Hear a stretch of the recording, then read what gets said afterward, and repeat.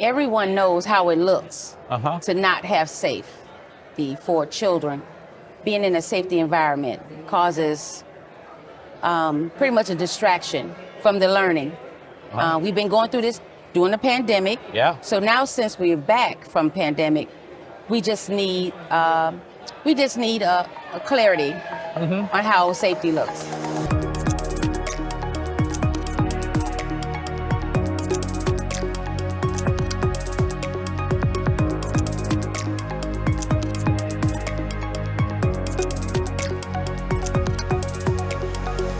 Hi, today I have with me Synanthia Harris, who's a board member at the Calumet Public School District 132 in Illinois. Yes. Thank you for joining.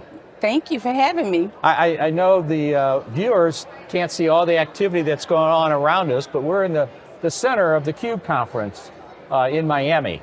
And there's a lot of important topics to cover at the CUBE conference. Yes. But I know one that's really passionate for you is safety.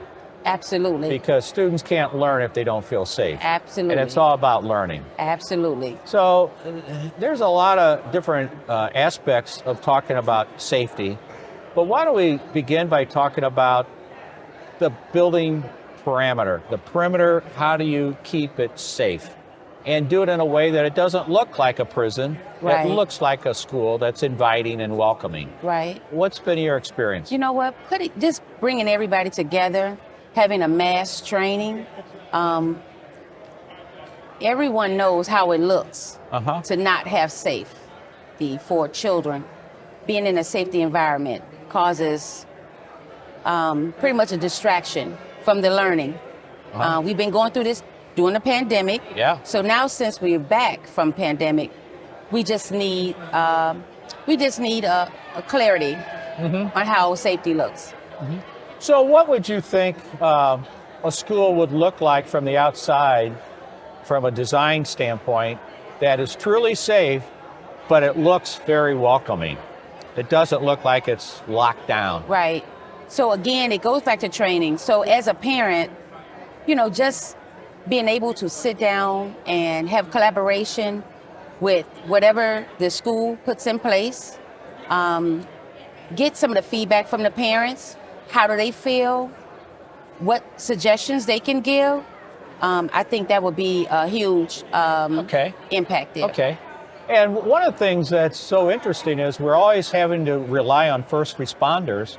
So it sounds like we might want to engage them as well to get their input and suggestions, since ultimately they're going to be responsible. Absolutely. At that time. Yeah. Well, again, having workshops for parents. Okay. Having workshops for staff, having them to know what their concerns are, how they can work as a team for the district. I think that sets a huge impact Well, certainly that sends a clear message to parents and to students that it's a safe school, but it's a welcoming school. Yeah. And they ought to feel good about going to school. Yeah. Because they can't learn if they don't feel safe. Yeah.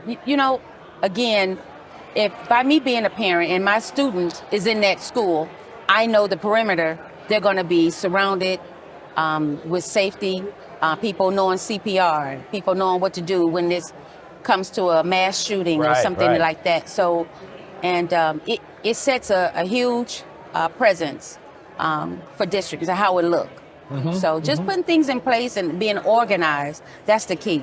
Okay. Just being organized and being transparent. Okay. Very good. Transparent. Very good. Very good. Well, I know one of the other topics that you're very passionate about is sex trafficking. Yeah. And how that comes into the school. Yeah. And how do you identify it? How do you address it? You know what? It's kind of hard to to see it, unless, you see signs. But then again, it goes back to training. It goes back to staff knowing how it looks, what to look for, what signs, parents, getting parents involved, trying to figure out if they're understanding the key notes of what it looks like.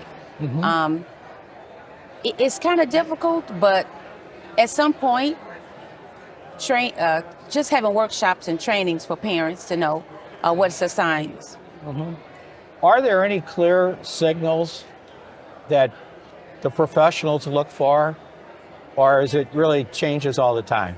You know what? It changes, I'm quite sure. It's different ways of that happening.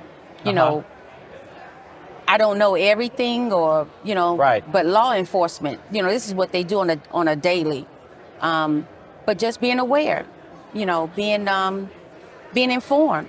Knowing it's out there. Yeah, knowing it's there. Yeah. And that's the part that sometimes we just think that because it's not something on a day-to-day that we see, Right. we're not professionals. This is not my job. Right.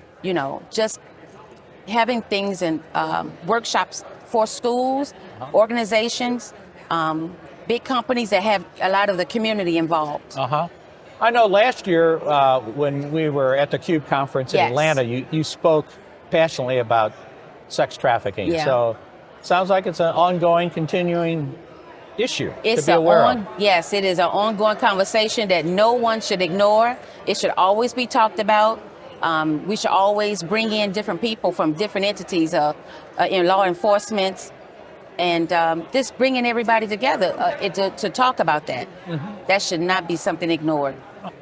Well, it's been great you stopping by. Oh, it's great people coming to see back. you again. Thank you very Absolutely. much. And I hope people will reach out to you. Yes. And you'll be happy to answer any questions. Listen, I'm And- always open for a conversation.